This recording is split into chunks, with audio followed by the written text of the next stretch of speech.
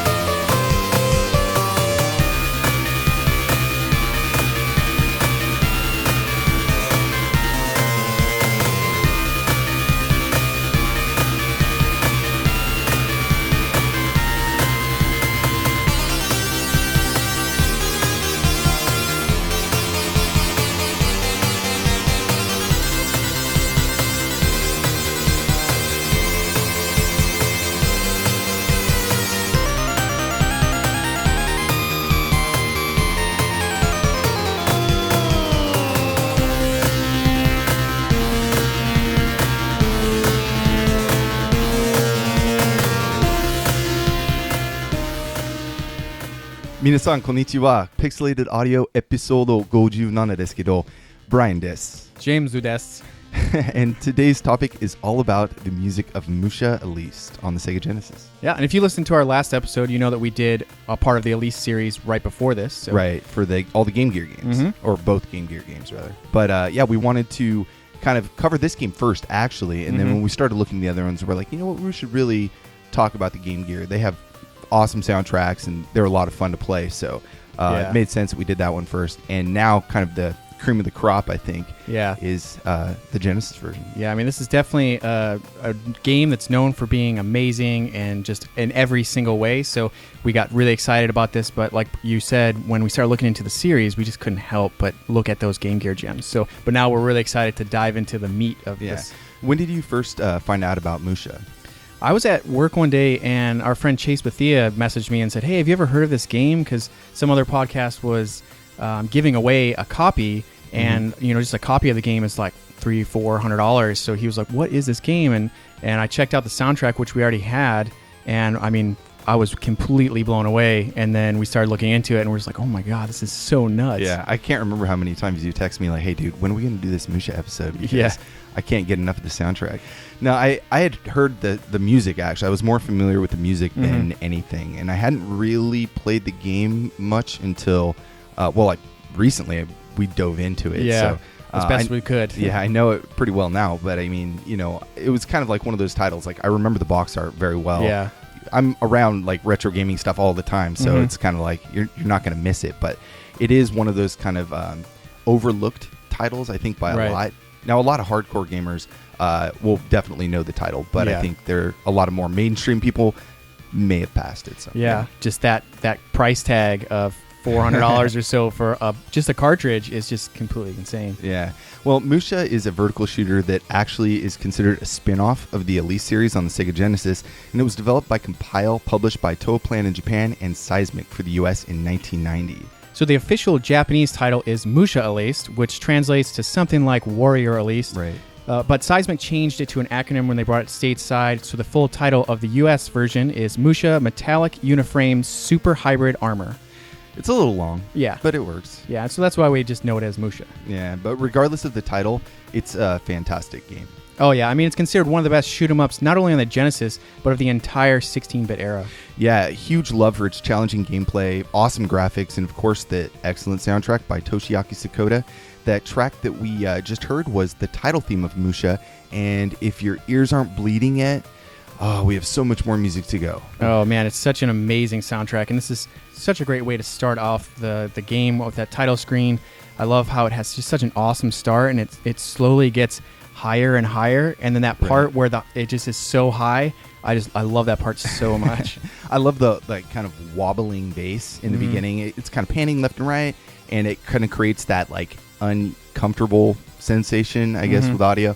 And it's just a really fun track. In fact, this, I got geared up when I first heard this track, and then I realized, like, wow, this is actually one of the more mellow tracks on the album. So yeah. No, I mean, it definitely will get more intense as we go along. But one of the things that I really liked about this track was all the scaling that it has, and then the scales start so high, and then they get like lower than you would imagine that they're able to go, and I love that so much. Yeah.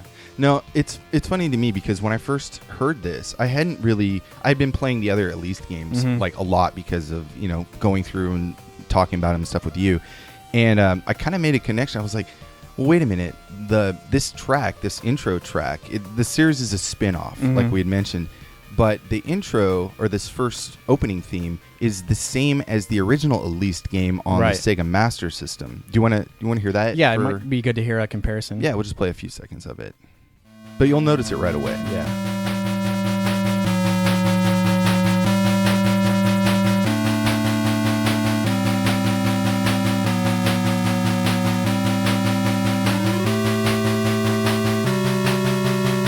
You don't get those hardcore guts, but yeah, you can hear it picking up. Yeah. It's essentially the same track. Yeah. But, Same. I mean, the Genesis just did it so good. Did it so much better. Yeah. Yeah. Well, you have a lot more to work with on the Sega Genesis hardware, so kind of makes sense. Now, we've talked a ton about Compile just in our last episode, so we don't really need to reiterate everything, but they were responsible for a lot of really excellent shooters in the mid-'80s through the early 2000s, like the Aleste series and the Spriggan series. And they also did some stuff outside of the genre, like Puyo Puyo, Govalius, and Mato Monogatari.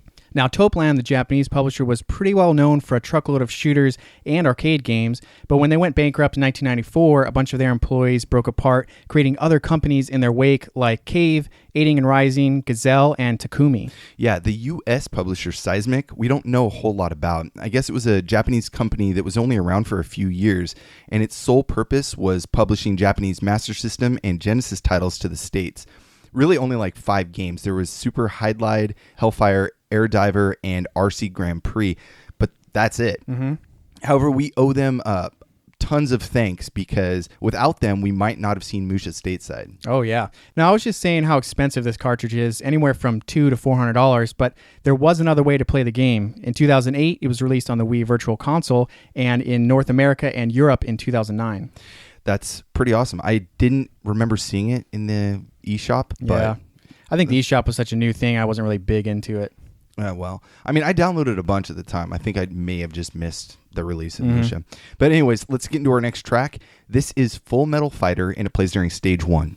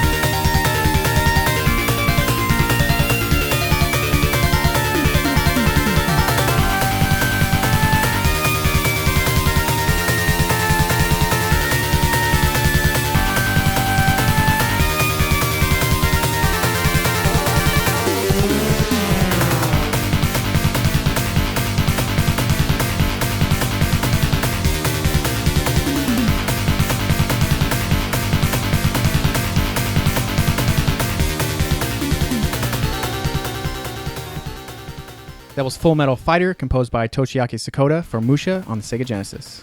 That's a great way to start Stage 1. Oh, man. Yeah, it's way intense. He's making love to that keyboard, man. Oh, yeah. He is going to town. It gets so wild. And then you start hearing like these crazy hammer-ons that it's like approximating on a keyboard, like hammer-ons like on a guitar. And man, this is just totally awesome metal track. I mean, it's so heavy, and you just feel like you're just being barraged with notes. I mean, you can't. It's really intense right from the start. I was really blown away when I first turned on the game, and I heard that. Yeah. Like with all the game starting. I mean, it had these really cool scales. and just great heroic melody that breaks out of all that. So it's so heavy. So right. No, I really like when you got to that bells part. The bells, it's like ding ding ding ding ding. I thought that was really cool. It just came out of nowhere, and I was like, oh, that's pretty sweet. Yeah. But really cool track, and the rest of the music in this game is so much fun to listen to. And when you're flying around, playing that stage 1, and you're hearing this, it really pumps you up big time. Like we started like sweating, you just want to start breaking stuff. It was awesome. Yeah, it definitely shocks you at first, and then you kind of get used to it a little bit, and it kind of, you soak it up and you get ready to go, and I really like that. So yeah. So let's get into our next track, because my heart is racing so much. I'm ready for the next one. Let's keep it rolling. Yeah, the next track is called Galvanic Gear.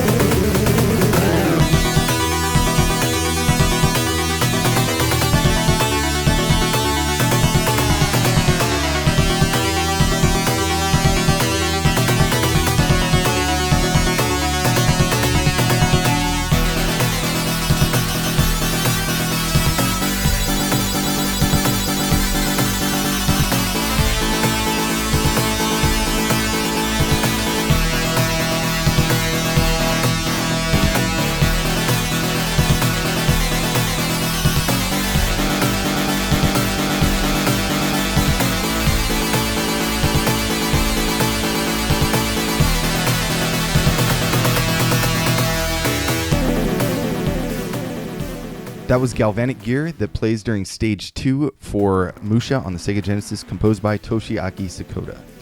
Wow. Now, another really, really cool track. I like how it's a little bit slower and a little bit darker and kind of very menacing. And then there's that part where it just gets really galloping. And I just love the mixture of this whole track. Yeah, the rhythm guitar is kind of galloping the whole way through, which makes it kind of has that like progressive, aggressive feeling. I think what I like when I start really liking the track is when it gets into that da da da da da da da da, and it has the those. It's almost like these delicate notes, almost like bells again, but it has the rhythm guitar just kind of like softly going off in the background on doing its own thing. And I think that contrast is really. Well, let's hear it real quick. Hold on. I think that's I think it was channels 3 and 5 here. You know what I'm talking about, right? Yeah.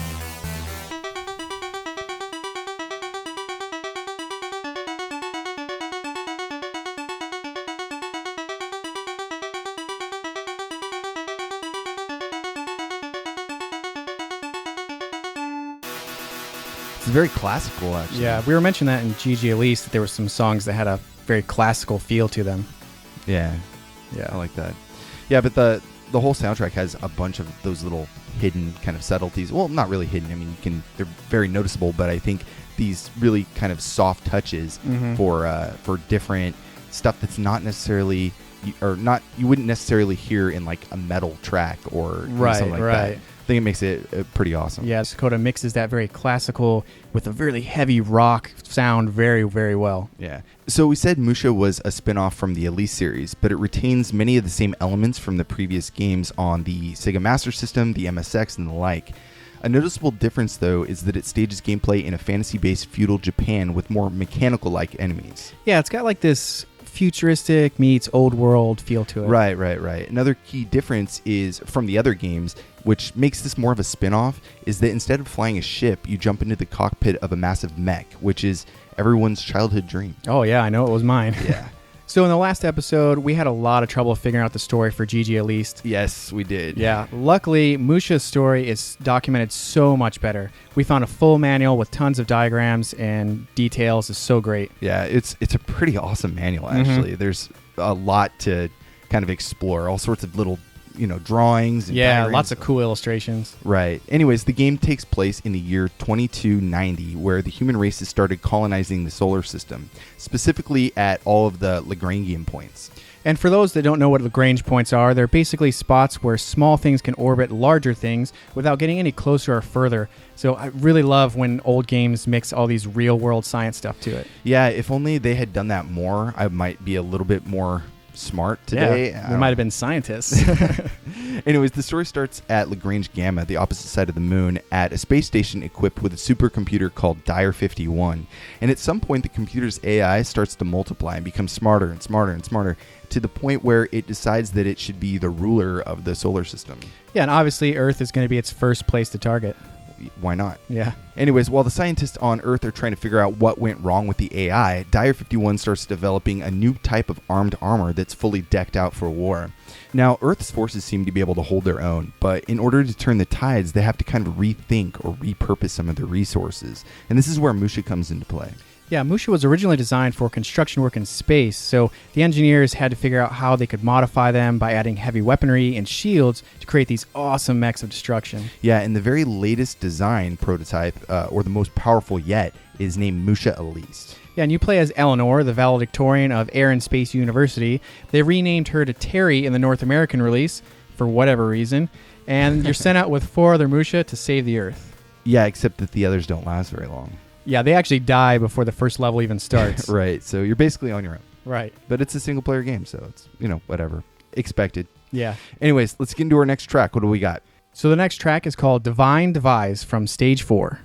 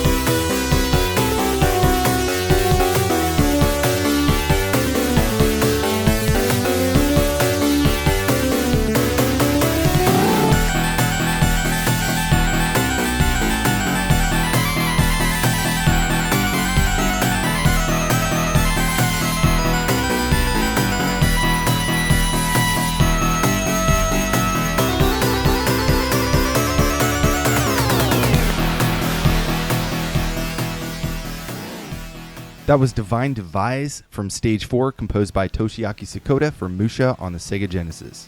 Another heavy track, very kind Yeah. of slower pace, not so in your face, but it's still very aggressive and very, very heavy. Yeah, slow pace is all relative to the soundtrack. Right, yeah. Still a pretty fast track. Yeah. It reminds me in the beginning of like car engines starting. Mhm. Like this would be really cool for a racing game or something like that.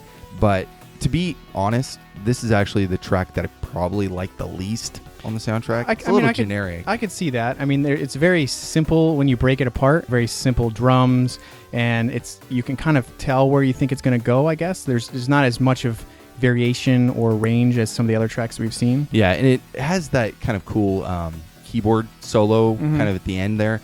I like that, but I think other than that, it is plays it safe. It's not really. You're getting so into the action that Sakoda can do something kind of repetitive, and it doesn't take away from the experience. Yeah. Still a cool track, I guess. Yeah, I did notice it had some pretty cool stereo panning where it would play up an entire part in one ear and then play in another kind of call and answer almost with the other ear, which I thought was kind of neat. Like a head trip. Yeah, and then I noticed, especially in the very beginning and kind of peppered throughout the song, there was some really, really subtle stuff going on in the background where it sounded like maybe like a guitar was kind of really going at it, but like really, really softly. It could be kind of cool. So there was a lot of, even though it was kind of, like you said, a very generic or kind of safe track, there was a lot of really little subtle stuff kind of going on. Yeah. Anyways, let's talk about the gameplay a little bit, because if you haven't played the game, there's kind of a lot to it. It's not just a simple shooter. I mean, there's some simple kind of, I guess, expected elements in it, but there's a lot to it. Right. As far as gameplay goes, Musha doesn't stray too far from that great compile formula that we saw in GG Aleste. The C button fires the main cannon, and the B button fires your special weapon. The main cannon can be powered up by collecting these power chips that appear on the screen if you destroy these small chip carriers that fly around in your playfield. Yeah, there's also 3 secondary or special weapons that you can use.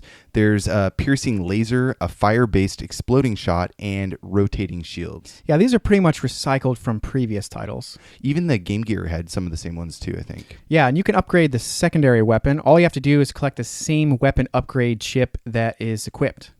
The special weapons are optional, but they're not really optional.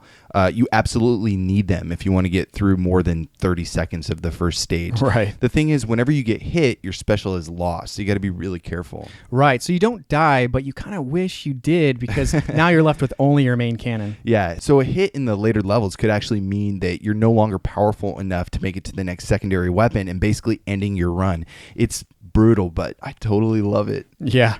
So there's one more kind of unique feature that we didn't see in GG Aleste. Those power chips that upgrade your main cannon have another function. So for every 2 you collect, you get this little drone called an option that flies beside you. Yeah, these little guys are pretty cool. Yeah. And it's pretty much the same thing as the option shot in Gradius. You can have 2 options orbiting around you at the same time, and if you acquire extras, they get stored. It's rad because these little things fly by your sides, but you can set them to all sorts of different modes with the A button, like shooting forward, backwards, angles, or even kind of rotating around your ship. Yeah, and there's even a free mode where they can just go off and shoot enemies point blank in the face. Yeah, it's pretty awesome. Yeah. The only thing is, when you have them in free mode, I think that they get destroyed a little easier, so it's kind of hard to send the little guys out on their own. It's like, well, my babies. Yeah, sometimes it can be very helpful, but I mean, all the modes are very useful, so as you can see, there's a lot to this gameplay already. Yeah, and also the modes are kind of more required in certain situations. If you have a lot of enemies coming up behind you, you want to set options to fire backwards. It's going to be extremely helpful in that situation. Anyways, let's get into our next track. This is called Noh Specter, and it plays during stage 5.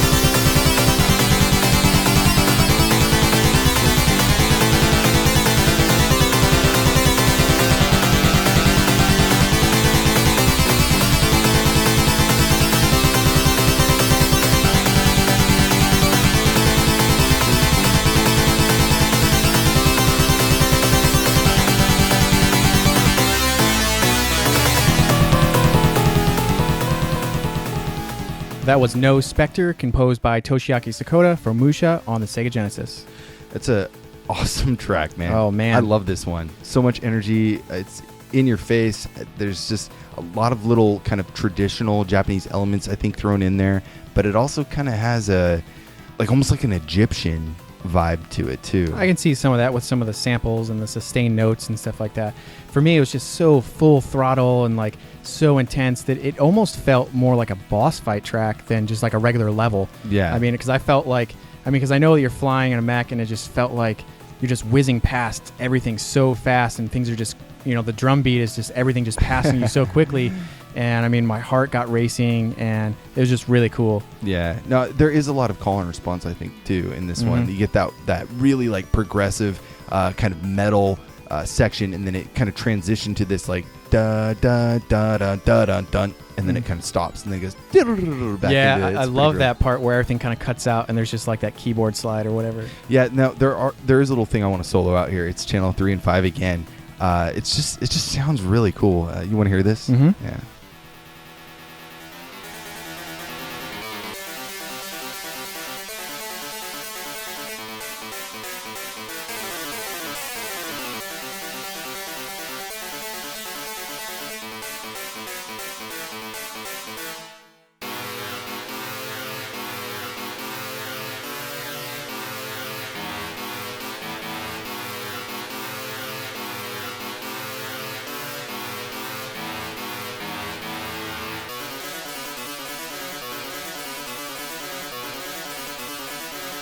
This kind of like it's not the lead guitar. It just has so much.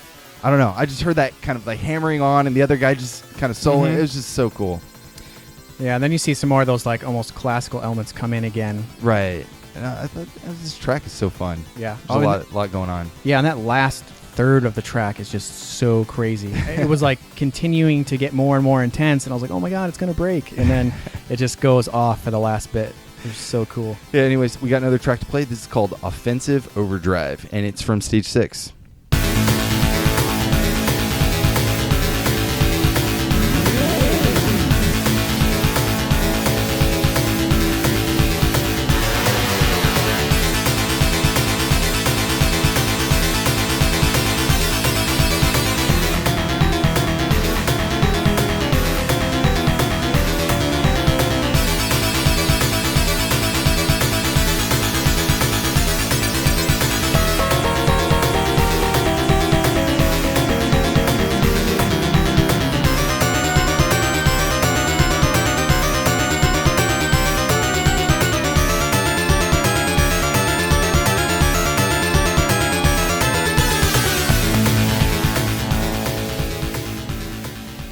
That was Offensive Overdrive, composed by Toshiaki Sakoda for Musha on the Sega Genesis.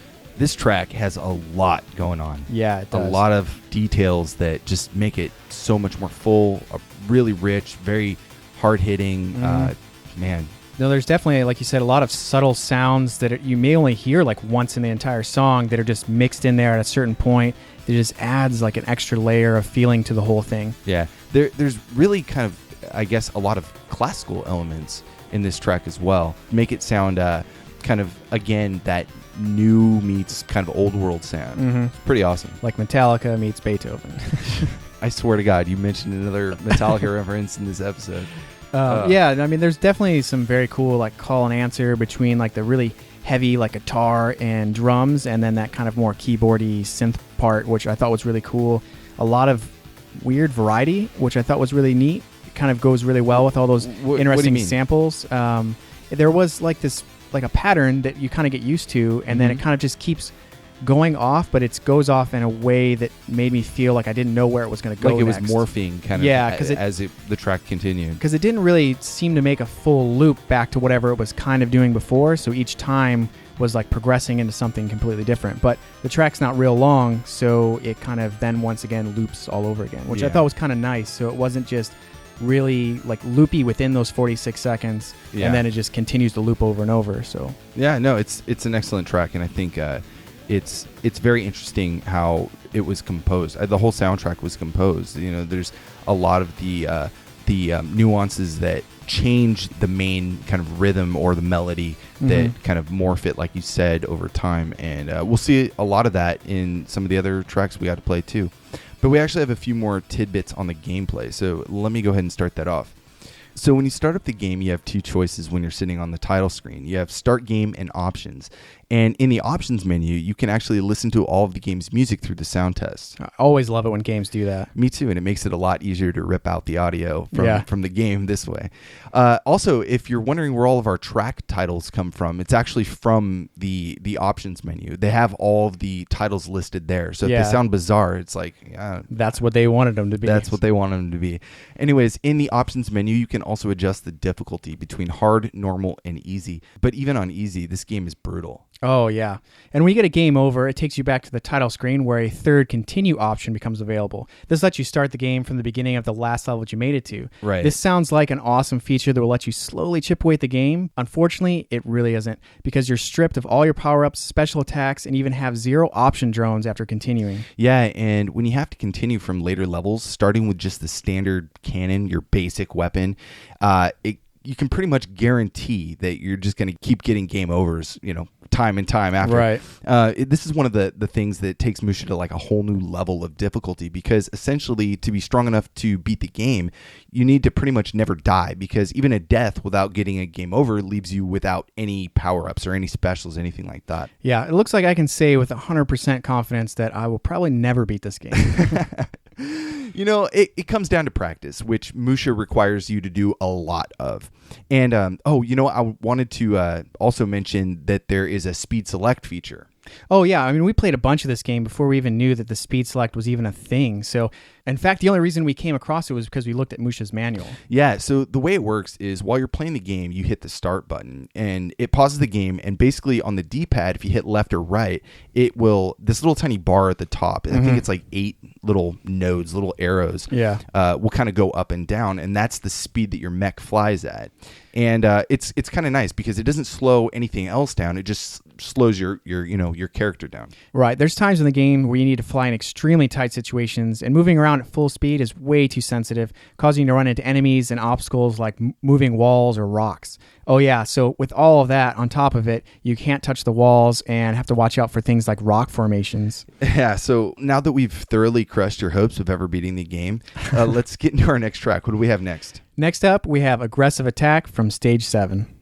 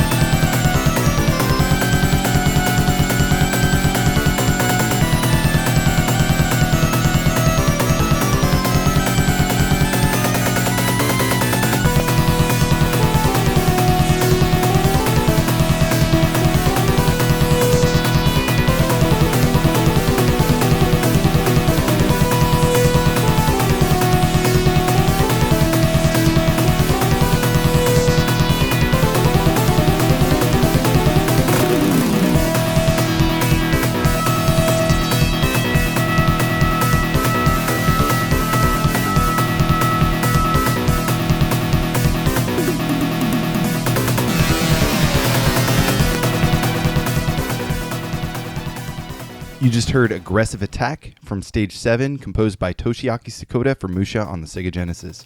It definitely fits its name. It's very aggressive, very fast-paced.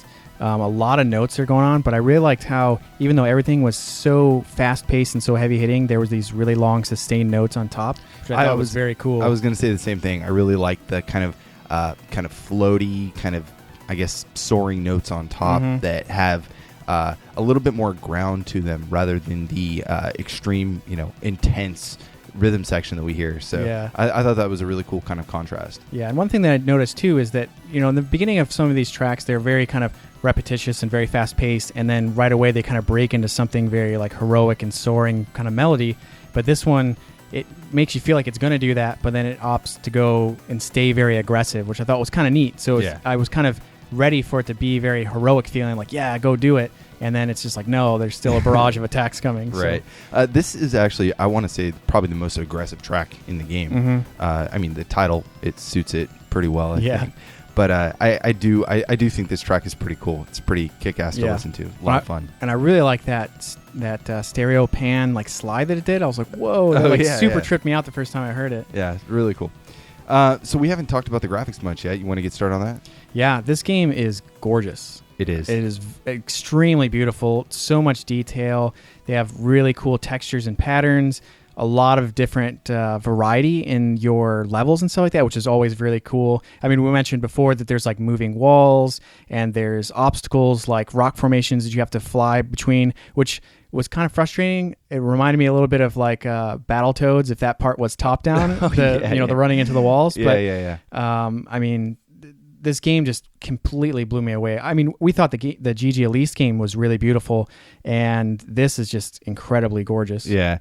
When we were talking about the kind of feudal Japan meets New World kind of part, I want to bring up level 1 because that's kind of where you first start the game, and you really see all these old traditional Japanese houses kind of sitting on like railroad tracks. And like, it's really awkward, and it has kind of like this steampunk feel to it, but not really steampunk. It's more like electrical. I don't know how to explain it, but it's really interesting. Yeah, it's definitely very cool because like you said, it's these very traditional looking buildings, but they're like tanks. Like they're like moving, moving shrines and stuff like that, and they're attacking you. They're releasing enemies, and it's really kind of cool to see that mixture of, flying around. Instead of them just being like tanks on the ground, they're like moving with you on like a monorail or something. Yeah, and it's above the water, and it's very cool. Yeah, and they all have these kind of like heavy machinery sticking out of them, which is pretty awesome. Your character, though, Musha Aleste, is it's interesting because it's like a top-down view, and when your character moves, you can actually see the mech like legs kind of sway to the sides. Yeah, it's really rad. Same thing when you move forwards and backwards. Is such a cool idea for the sprite, just to make something simple, like the back part of them doesn't really move around, but seeing the legs swing around was really cool. And I mean, another really cool thing about the sprite work in this game is the bosses are insane. Right, they are so cool.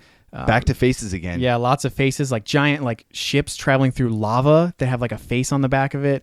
And one of my favorite bosses of really any game, it starts out with that very traditional like white mask of like the female mask, and then you break almost it apart. Like a no mask. Yeah, and then you break it apart, and it's so disgusting underneath. It's really cool. No, I really liked level. I think it was like right after level 2, because I got all the way to like level. I want to say I got to level 4 on my own. I was pretty proud of that. Yeah, I got to level 2. Yeah, but we got to level 2 together, and that's where. You're flying through this kind of close quarters, like the walls are kind of moving in on you, and then all of a sudden, after you beat the boss, the floor breaks away. Yeah, and it breaks away, and below you is this kind of chasm that was reminding me a lot of the I think it was GG Elise 2. On the Game Gear. It was definitely one of the GG Elise levels had like a chasm that enemies were popping out of. It looked just like it, and I was like, oh man, that's kind of a cool little, GG Elise on the Game Gear came out after this, so it's not really a homage, but maybe there was some kind of, let's borrow some of this. So. Which I think kind of leads into the following level, so it's almost like everything is one continuous transition into the next level, which was really cool. Right. Now, it kind of makes it hard. There's not a lot of room between the top of the screen and the bottom. Right. But I think with this, the game slows down enough to where you can really move around the screen pretty well. It doesn't feel like you're just blasting forward the whole time. It does slow down, but the problem is that there's this barrage of bullets just always on the screen. Yeah. And they're all different too. Like different enemies have different like projectiles they'll throw at you. So you have to constantly just like out of your peripheral vision see where everything is and kind of maneuver your way around the level. Yeah, because I mean each enemy has like its own different look to a bullet. So you're kind of constantly like trying to remember that's a bullet and that's something I got to avoid, because there was a lot of times when I was playing that the little sprite chips or the little power chips would fall, and I would avoid it because I was like, oh wait, no, I didn't want to avoid that, because you just are trying to avoid everything at all times. Yeah, but when you upgrade your weapons, you get these massive blasters that just like totally take out everything on the screen. That's why dying really sucks, because you no longer have that.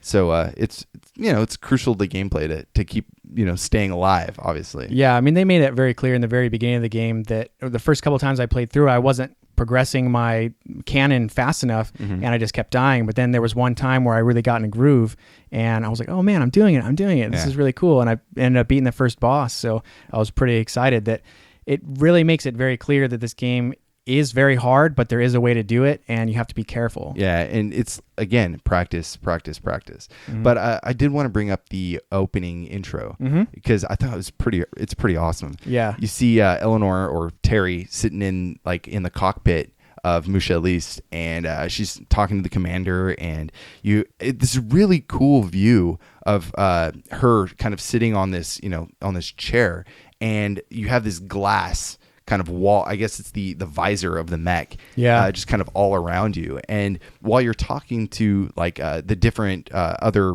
soldiers, their screens will pop up on that glass. It looks really cool. For the Sega Genesis, this was so awesome. Yeah, it was very futuristic feeling, and at first, like, you're seeing all these cool like gradients and textures and stuff on her visor, and then it pops up, you can see her face, and then you could see like this really, like you said, this really cool view of her ship, and then how like you can either see through things or it's through the visor and stuff like that. And it was just very futuristic, and just the fact that there was an opening that had dialogue and told a story, and you knew what was going on right before, and then there's even like a top-down cutscene of all the other mechs getting blown up, and it transitions directly into the first level. So it was a very cool opening. They put a lot of time and thought into making this game really kind of stand out and know what's going on and see your characters and give you your motivation for the game. Right. Anyways, we got some more tracks to play. We got two, actually. This is Stratospheric Struggle, and then we're going to follow that with Alpha Wave.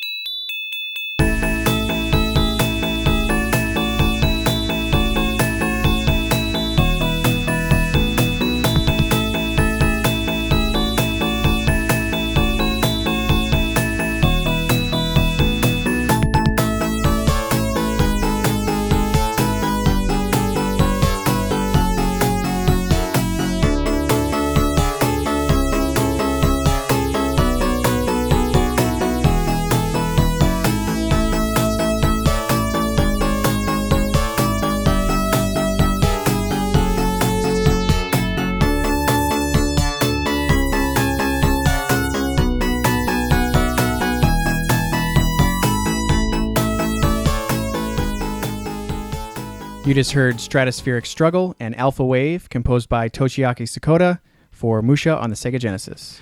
That first track was hot, man. Way crazy. Oh, man. And then that second track just felt way out of place. It definitely did. It was totally different style, but I mean, especially when you compare that first track, Stratospheric Struggle, I mean, it is so intense, so fast-paced, and they had a really cool juxtaposition of like hyper fast drums and those really long trailing notes. But I felt like this track, he just was like, okay, what haven't I used a lot of? and I'm gonna do like trills and scales and pitch bends and slides. Put it all and, in, yeah. all throw all your chips on the table. No, this track was the bass line alone was just like, wow. My jaw dropped. I was just like, oh man, this is awesome. I think this plays during a boss fight. I would guess. Yeah, I'm pretty sure it does. Because it doesn't have a level pertaining to it, so. Right. So I'm pretty sure it is. I haven't made it that far in the game yet, so I'm not exactly sure. But I do know that Alpha Wave plays right after you finish the final boss. Yeah, so it's not like the credits, but it's more like the final cutscene where you get to see Eleanor kind of all beat up again, and she survived, which I thought the track was really. I thought it was a cool track. Yeah, really cool. It was kind of very. Yeah, it was very dreamy and kind of shows that Sakoda could do something that's slower paced. Yeah, it just felt so awkward being in the soundtrack, but at the same time, you got to think, okay, all of your comrades have been, killed off, and you went through like hell to get where you're at, and you finally defeated everything. Yeah. So let's lighten the mood a little bit. Oh yeah, I mean, I can imagine finishing that boss. You probably have very little health left. Maybe you lost all your power ups, and you're just trying to make it, and then you do it, and you're just like, oh yeah, and then it breaks into this like, all right, calm down. Let's let your adrenaline kind of drain out. Yeah. And just get your heart rate back. Fun track. Yeah. Anyways, I'm really excited because we are going to have Toshiaki Sakoda with us for a few minutes. And this is the first time we've had a Japanese composer on the show. Oh, man, it's going to be fun.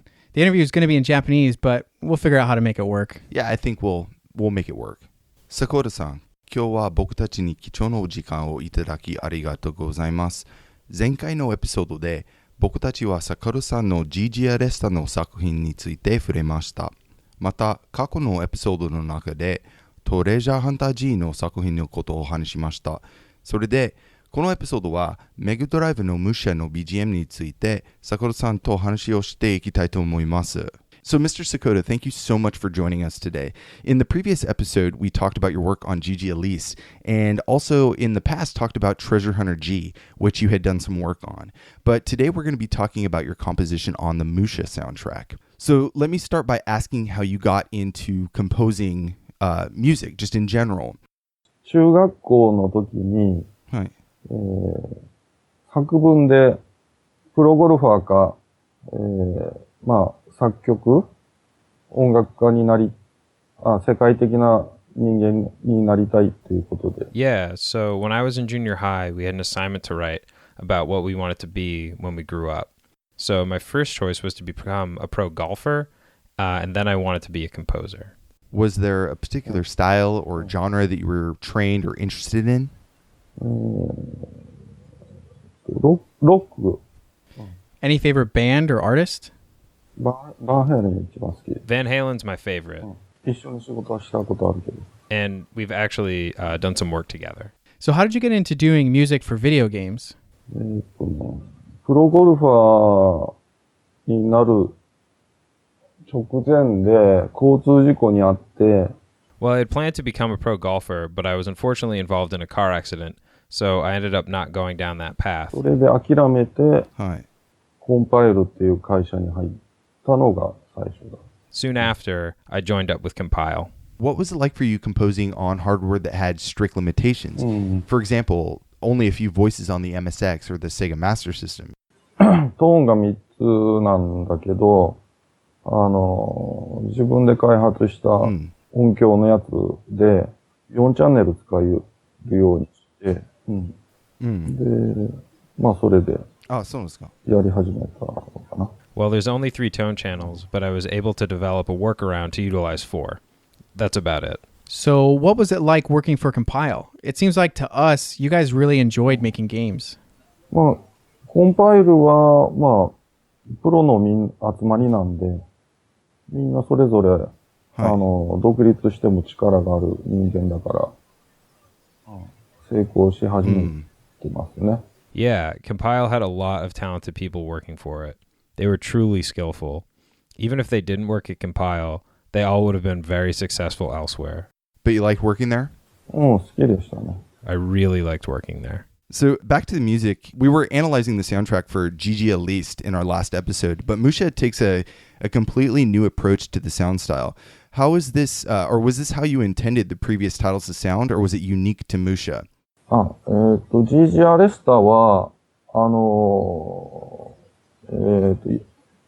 会社側の命令で、あんまり派手なスタイルはやめてくれと。あ、そうですか。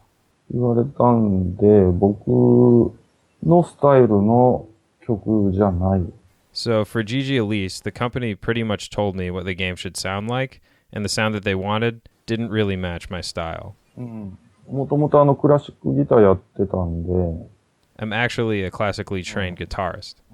ムシャはクラシックギターとか、そういうスタイルが入ってるんだけど。そうですね。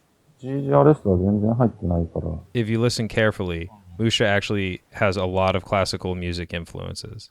However, the same can't be said for GG Elise. All right, so let's get into another track from Musha. This is Armed Armor from Stage 3.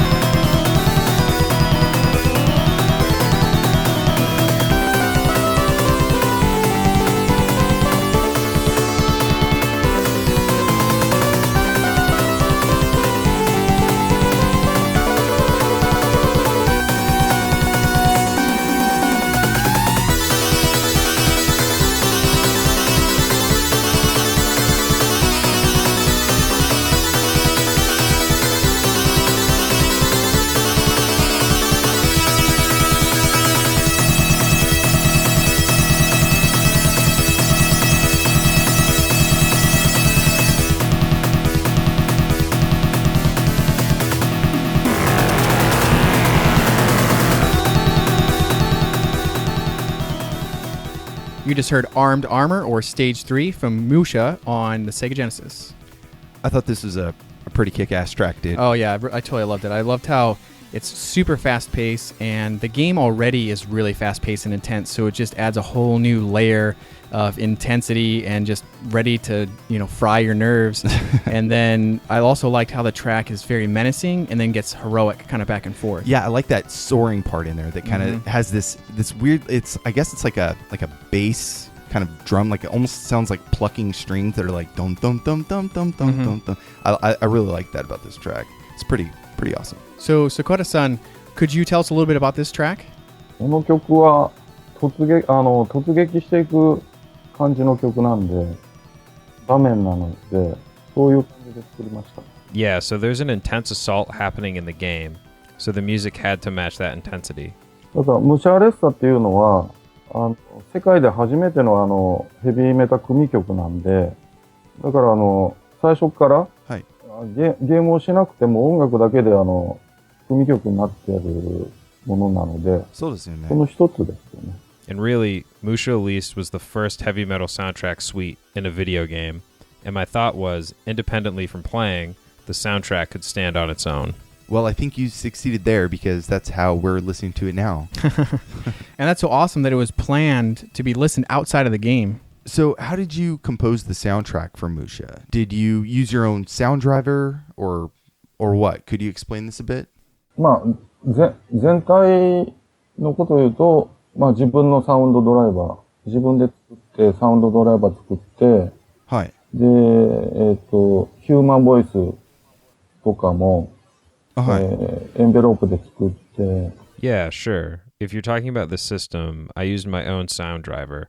It's basically the sound driver that I created, and then actually did the envelopes. で、あと、ギターの音を作るのに2週間かかって。While developing the actual guitar sound, I think it took me about 2 weeks to get it where I really wanted it. だから低い音高い音だと、普通だとFM 音源、音が変わってくるので、だからそれを変えないように、できるだけ本物に近いような感じ。And it was tough because I had to think about how FM handles low and high registers and how to normalize them to make the guitar sound as authentic and as close to a real guitar as possible. Exactly. Even though it's FM, it sounds very true to a real electric guitar. うん。だからそれ、まあ、19歳でデビューしたから、プロとしてね。だから、まあ、プロとしての、まあ、それもあったので。Yeah, I really got into the business professionally when I was 19. And even at that time, I had really high standards for what I wanted to create. だから、本物のギターに近い音を作るために、2週間ぐらいかかりました。So that's why it took me so long to create the sound to my expectations. So are you also a programmer? まあ、プログラムも多少は、サウンド関係はできますけど。Well, I'm a programmer when it's related to audio. On that note, would you say it was easier to write music for the Genesis as opposed to, let's say, the Master System? Like maybe the tools were more refined or something? メガドライブの方が難しい。Yeah, the Genesis was definitely more difficult. 容量が制限されるんで、サウンド関係の方が。だからメガドライブで作ったのが本物で、他のやつは移植されただけなんで。But the Genesis was the main system I composed on, and I ported a lot of music to other systems from the Genesis. So in researching the show, we came across something that we thought was kind of interesting. For the US version of this game, you were credited as Washija, but in the Japanese version, you were credited as Mr. Sakoda. Is there a reason for that? ペンネームですね。It was a pen name. まあいろいろあるんで、プロゴルファーサコダとか。そうですね。Well, I had a lot of pen names. Sometimes I used Pro Golfer Sakoda. Okay, so let's play another track from the game. Next up, we have For the Love of, and we'll be right back.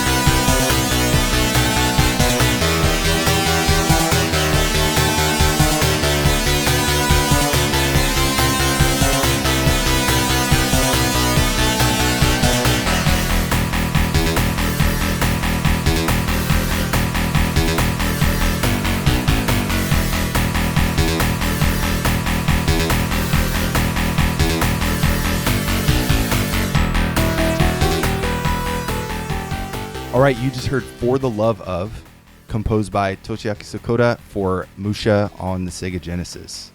I really like this track too. It's very heavy. I love how heavy it starts out, and then isn't that bass line killer? Yeah, I mean it really feels like someone's standing on your chest, like you're in trouble, and it has this part that is kind of comes back and it's like kind of like that montage sound that I like. Right. And for me, if I was the bad guy, I would feel like this might be the point where I'm in trouble and I've pushed the hero a little bit too far. So I also like how there's like that main melody that's on top that's really kind of in your face. Mm-hmm. And then there's this real subtle like keyboard melody underneath that really is what gives it that montage feel to me, because it has that emotional quality to it. Right. And I really like that, how it's kind of very subtle.